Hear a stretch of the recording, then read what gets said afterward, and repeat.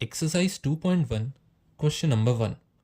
The graphs of y is equals to p of x are given in figure 2.10 below. तो ये पूरा figure 2.10 है और इसमें 6 ग्राफ्स दिए हैं y is equal to p of x के.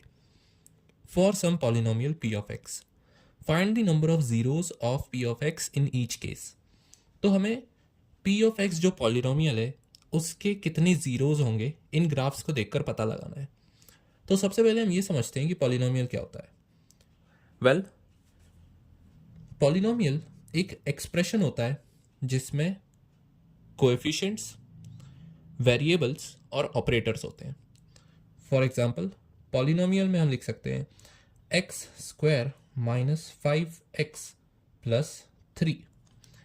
यहाँ पर x एक वेरिएबल है, 5 और 3 मतलब -5 और 3 कोएफिशिएंट्स है और प्लस और माइनस ये दोनों ऑपरेटर्स हैं.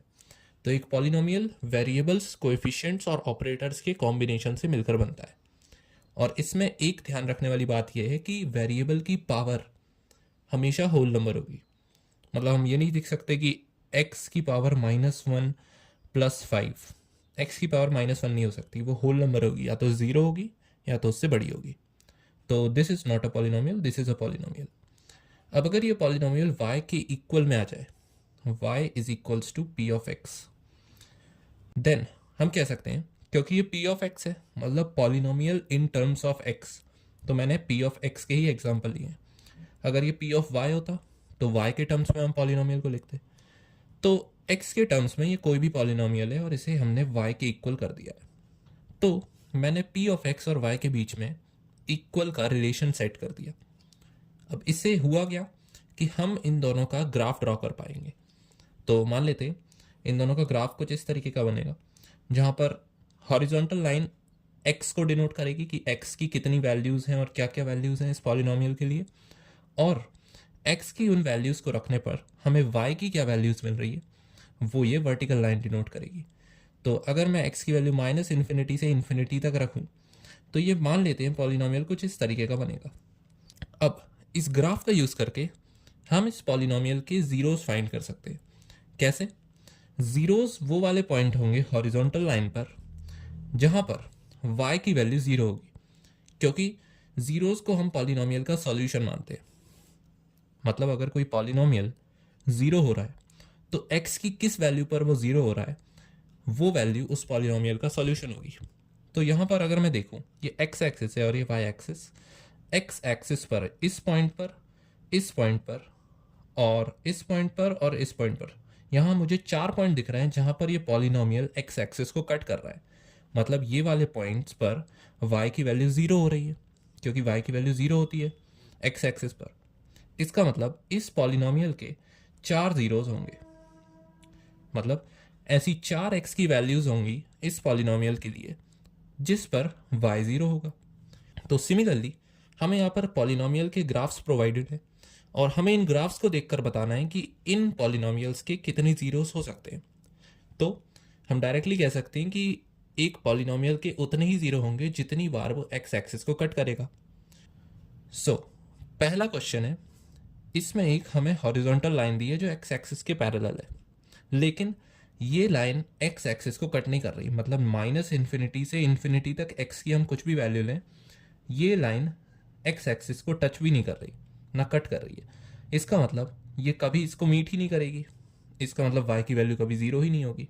इसलिए the number of zeros for this polynomial are 0. इस पॉलिनोमियल के एक भी जीरोज नहीं होंगे क्योंकि ये कभी एक्स एक्सिस को कट ही नहीं करेगा.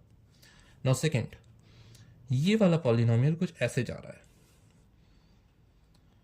अब इस पॉलिनोमियल में हम देख सकते हैं कि इस पॉइंट पर ये y की वैल्यू नेगेटिव से पॉजिटिव में चेंज हो रही है.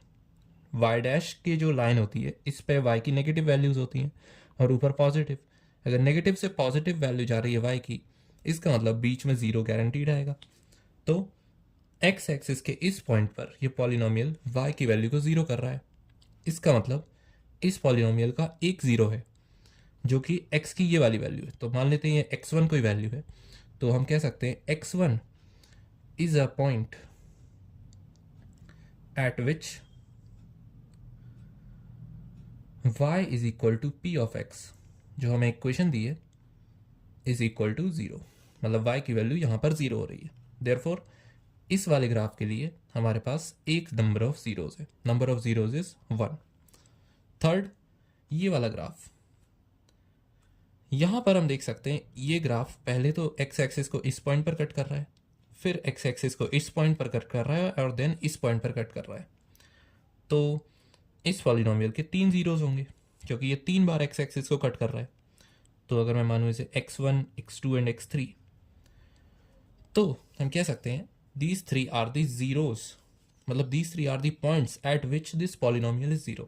तो इसका आंसर हो जाएगा 3।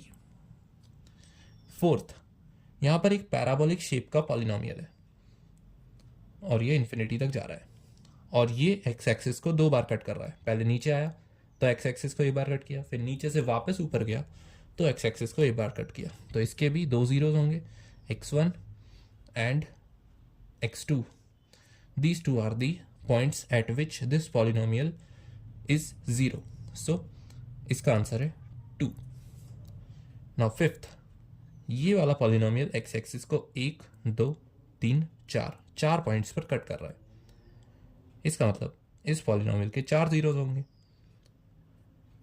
तो उन्हें मैं लिख देता हूँ x1, x2, x3 and x4। तो इस पॉलिनोमियल के होंगे 4 जीरोज। नाउ सिक्स्थ, यहाँ पर ये पॉलिनोमियल एक्स एक्सिस को पहले कट किया, फिर उसके बाद यहाँ पे एक्स एक्सिस को जस्ट टच करते हुए ऊपर चला गया, और फिर अगेन ये जस्ट टच करते हुए ऊपर चला गया। तो हम कह सकते हैं यहाँ पर एक ज़ीरो है।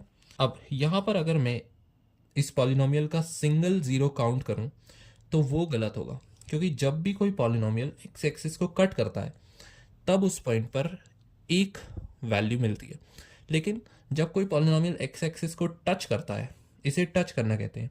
जैसे ये हॉरिजॉन्टल लाइन है, तो अगर ये ऐसी लाइन कुछ जा रही है, इस लाइन, ये हॉरिजॉन्टल लाइन सेगमेंट है, इसको ऐसे कट करते हुए ये लाइन अगर जा रही है तो इसे हम कहेंगे कट।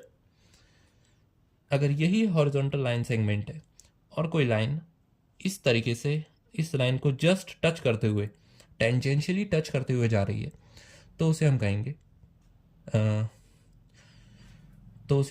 टच, क्योंकि इस लाइन ने इसे जस्ट टच करते हुए अपना रास्ता बदल दिया। और थर्ड, अगर कोई लाइन ऐसी है और एक लाइन ऐसी आई, फिर वो इस लाइन पे थोड़ी देर रुकी लेकिन ये नीचे चली गई, तो हम कहेंगे उसने इस लाइन को क्रॉस किया है, क्योंकि इस लाइन पे वो बस थोड़े टाइम के लिए, बिल्कुल ही माइन्यूट टाइम के लिए रही है, लेकिन इस लाइन को उसने थोड़ा सा ट्रैवर्स तो किया है, तो इसे हम कहते हैं क्रॉस। तो इन 3 केसेस में अलग अलग नंबर ऑफ जीरोस मिलते हैं। जब कोई लाइन एक लाइन को कट करे तो उसे हम सिंगल ज़ीरो काउंट करते हैं, तो यहाँ पर एक ज़ीरो मिलेगा किसी पॉलिनोमियल का। जब कोई लाइन इस तरीके से एक्स एक्सिस को टच करते हुए निकले तो उस पर हम 2 नंबर ऑफ ज़ीरोस काउंट करते हैं, क्योंकि अगर हम देखें एक पैराबोला को, तो पैराबोला ऐसा भी हो सकता है, और क्योंकि पैराबोला एक क्वाड्रेटिक पॉलिनोमियल होता है तो मिनिमम उसके 2 जीरोस तो होंगे ही, और अगर वो इस पॉइंट पर टच करते हुए जा रहा है तो उसके दोनों जीरोस इसी पॉइंट पे होंगे, मतलब ये सेम पॉइंट उसके दोनों जीरोस होंगे। तो अगर ये पॉइंट है ए, तो हम कह सकते हैं ए कॉमा ए, ये 2 जीरोस उस पैराबोला के होंगे।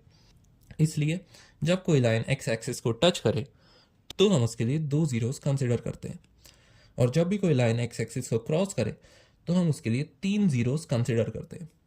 क्योंकि अगर हम देखें एक्स क्यूब की इक्वेशन, तो एक्स क्यूब कुछ इस तरीके से आता है और ऐसे क्रॉस करते हुए ऊपर चले जाती है इसकी ग्राफ।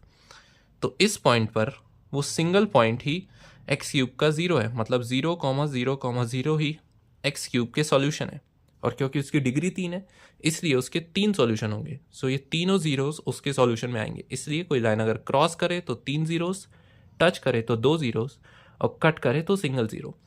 इसलिए इस पॉइंट पर इस ग्राफ ने एक्स एक्सिस को कट किया है तो ये सिंगल ज़ीरो काउंट होगा। इस पॉइंट पर इस ग्राफ ने एक्स एक्सिस को टच किया है तो ये 2 जीरोस काउंट होंगे, और इस पॉइंट पर भी इस ग्राफ ने टच किया है तो ये भी 2 जीरोस काउंट होंगे। तो अगर टोटल हम काउंट करें 1 2 3 4 5, total we have 5 number of zeros for this polynomial y is equal to p of x. So these all are the answers.